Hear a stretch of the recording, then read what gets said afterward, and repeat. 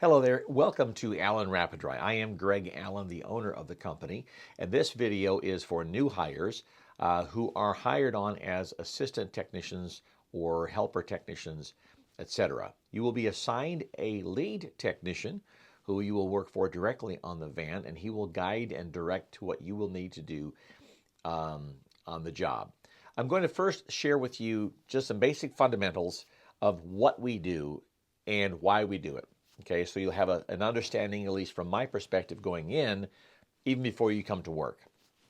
So, in cleaning carpets, much like laundry, the most important thing is to get the loose soil out of the carpet or out of the upholstery, if it's upholstered, that is fabric-covered furniture. So the first thing we do after we've greeted the customer and we've done the walkthrough is we vacuum the carpet very thoroughly, all the way through, including all of the edges with the edge tool or the crevice tool. We want to get everything out of the carpet that we can, including under baseboard heat registers. So you kind of get out with the crevice tool, get what you can out of there, behind the doors, if the door jams on the floor. Vacuuming is very important, stairs and all.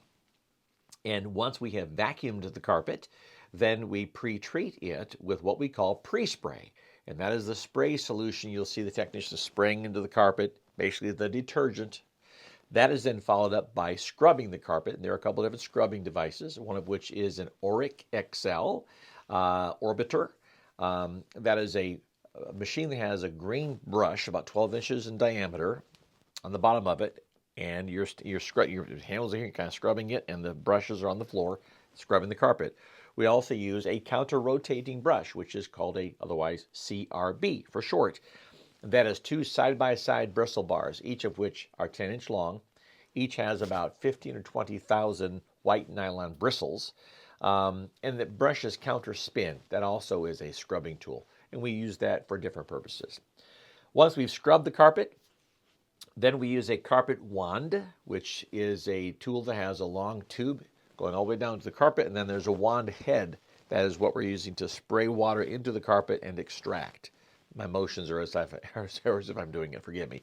But now we're rinsing and extracting the carpet, and you will see how all that's done on the job. After the rinsing or during the rinsing process, we also do dry passes. That is where we're running the carpet wand without the solution trigger. We're letting go, so no water flow, we're just extracting. So there's vacuum pulling out water that we sprayed into the carpet. So we want to have extra dry passes to ensure that the carpets don't stay terribly wet for a terribly long period of time. The reason I called the company Allen Rapid Dry is that we want our carpets to dry rapidly, to dry fast, and faster than the industry average, which is like a day and a half, which is nonsense. Our carpets typically dry 2 to 5 hours, depending on time of the year, because we do those extra dry passes. So that's really important. And upholstery is the same way. Upholstery is just another fabric where we vacuum it first with a vacuum. We spray it. We scrub it with a horsehair upholstery scrub brush, if you will, and then we use an upholstery tool to clean the upholstery. You'll see that as well when we do upholstery jobs. Same thing with tile and grout. We first vacuum or sweep the floor, get the dry stuff off, spray with the detergent, scrub, extract, right? So there are 4 pieces to the carpet cleaning pie, and it forms an acronym, a word: chemical, heat, agitation, time. So CHAT or chat. Chemical is the pre-spray.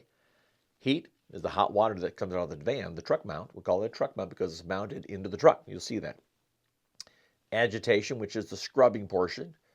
Time, which is what we call dwell time. So we've sprayed the carpet at step number 2, step number 1 after we vacuumed. We sprayed the carpet.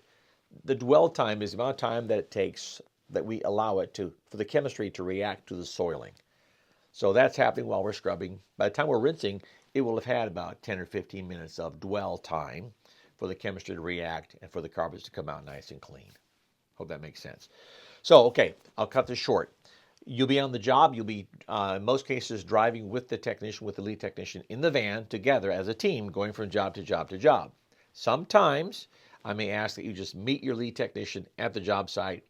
Maybe you're a guy who's going to work only till noon because you're maybe an 8 to noon guy. If you're 8 to 5 guy, you're with the guy, you're with the helper, you're with the lead technician all day. In which case, I want you in the van with him because you'll be talking about the jobs and you'll be learning as much in the van, talking together with your lead technician as you will on the job.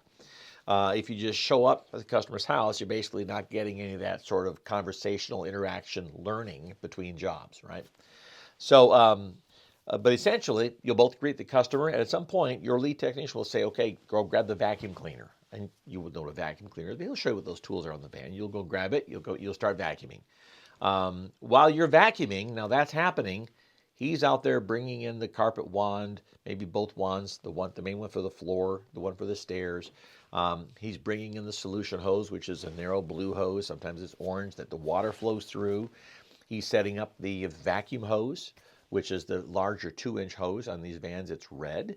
And that's what water flows back through as we're sucking water out of the carpet. And he's setting up corner guards and floor protectors and things like that to ensure that we're protecting the customer's home while we're doing the work. But all that's taking place while you are vacuuming, okay? And we always start at the farthest point out from the front door or from the entry. So if we're doing living rooms and dining rooms and bathrooms, or rather bedrooms and whatnot upstairs or someplace, we're going the furthest point out, starting at that room, working our way backwards. You'll see why that makes sense as we do it. It's easier to work your way backwards than try and pull hose into the house as you work your way in. But your lead technician will guide you on the best way to run the job, and you'll just follow his lead. Follow his lead. When you're done vacuuming, you'll take the vacuum cleaner back out to the van, and you'll say, okay, where do I need to help you to keep this thing going? The idea is for you both to be moving, right? So that the job runs efficiently, not fast, but efficiently.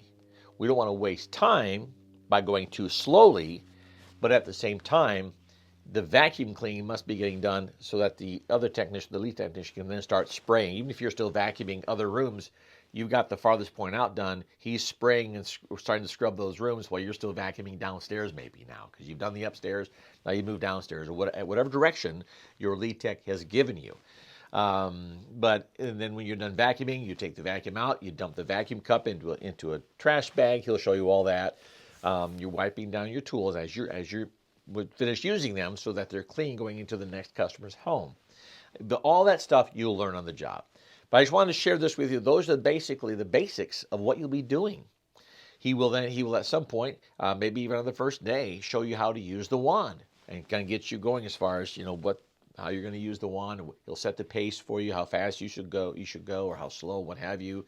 And within very short order, you'll be doing, you'll know how to do pretty much all of it. This is not a complicated job by any means. So again, welcome aboard. I hope this has helped you a little bit, give you a bit more insight as to what the day entails. All right, for the work that you'll be doing. You can have a lot of fun with it. You can enjoy interacting with customers, and petting the dog and the kitty cat if they have one, if they're not, biting animals like that. But again, welcome aboard. Thank you for watching this video, and I wish you the very best on your first day.